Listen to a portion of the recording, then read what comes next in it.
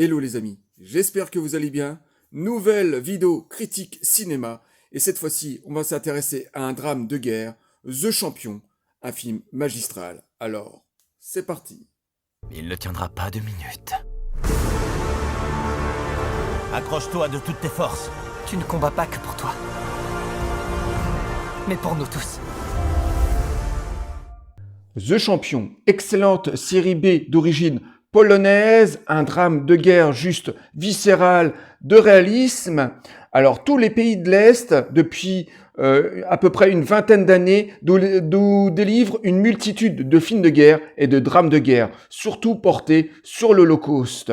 Alors toutes ces productions sont pas forcément tous excellentes, mais il y en a quand même la moitié qui sont très bien réalisées, avec une très belle reconstitution d'époque, surtout au niveau de la photographie, avec des castings 4 étoiles, souvent des acteurs très justes, avec des scores plutôt symphoniques de toute beauté, souvent l'Orchestre Philharmonique de Prague qui travaille sur ces films, mais pas seulement, il y a aussi Cologne, et depuis une vingtaine d'années, comme ça, ils nous sortent une multitude de ces films. Alors, chez eux, peut-être qu'ils sortent au cinéma, mais en tout cas, chez nous, souvent, ils sortent en direct ou DVD ou sur les plateformes. On peut en retrouver sur Netflix et sur d'autres plateformes.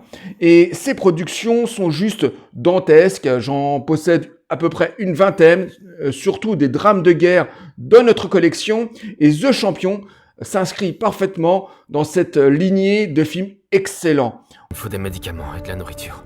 Ça marche pas comme ça se mérite. On vous surnomme Teddy. On est dans une réalisation maîtrisée, dans une photographie magnifique, de reconstitution, un casting 4 étoiles, pas forcément des acteurs connus bien sûr, avec une musique prenante, avec une domination de symphonie à cordes, éventuellement, et de cuivre, bien sûr, qui se marie parfaitement avec ces drames de guerre et l'Holocauste. Et on suit l'aventure, je dirais les désaventures d'un boxeur polonais qui était très connu avant-guerre, qui était même champion de son pays. Un jour, pas fait comme un autre, la Gestapo arrive chez lui, tue sa femme, enlève son fils, et lui se réveille le lendemain dans le camp annexe de Berkano. Et là va commencer pour ce détenu le quotidien d'un camp de la mort. Ah, bien sûr, les capos sont juste affreux avec les détenus, autant que les nazis sont pervers. Et puis un jour, pas fait comme un autre, il y a une bagarre d'hommes qui se déclenche et les capos viennent les séparer.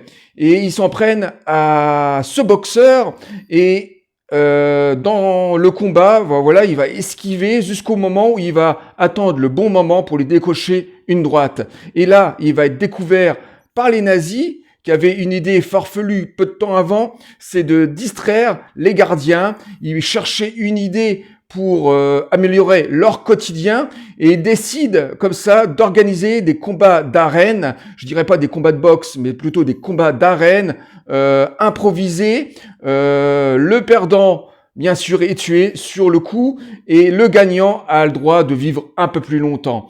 Et va s'organiser comme ça des combats de boxeurs grâce je dirais malheureusement avec ce boxeur qui va tous les battre un par un.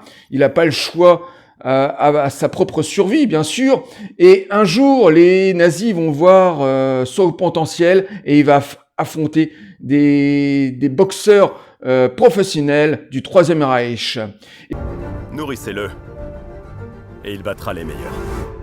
Et cette histoire est juste bouleversante, tout simplement parce qu'il y a énormément d'humanité dans cette histoire. On ne suit pas seulement que ce boxeur sur le ring, mais aussi son amitié avec un jeune garçon de 14 ans qui lui fait rappeler son fils. Il va le prendre sur son aile pour essayer d'améliorer son quotidien en enfer, bien sûr. On n'imagine même pas ce qu'était le quotidien dans un camp de concentration, dans un camp de la mort. Et un jour, bien sûr, il va être obligé de combattre cet enfant de force. Je m'arrête là parce que j'ai envie vraiment que vous découvriez ce film qui est juste magistral sur tous les points, qui est prenant du début à la fin. Alors bien sûr, c'est une série B, ça veut dire petit budget, décor maîtrisé, ils font vraiment le job vu le budget du film. En tout cas, The Survivant, un film magistral que je vous conseille vivement de découvrir. Et maintenant, en parallèle, je vais vous parler d'une production américaine qui était sortie en 2001. Ce film s'appelait Le Survivant, avec au casting un acteur magistral de second rôle, Ben Foster. Et l'histoire de ce film était à peu près similaire. On suivait les désaventures d'un boxeur qui était obligé de combattre dans les camps de la mort. Et pourtant, les films n'ont rien à voir. Ce sont pas du tout les mêmes personnages. The Champion est une histoire vraie et Le Survivant, une histoire romancée, inspiré de faits réels.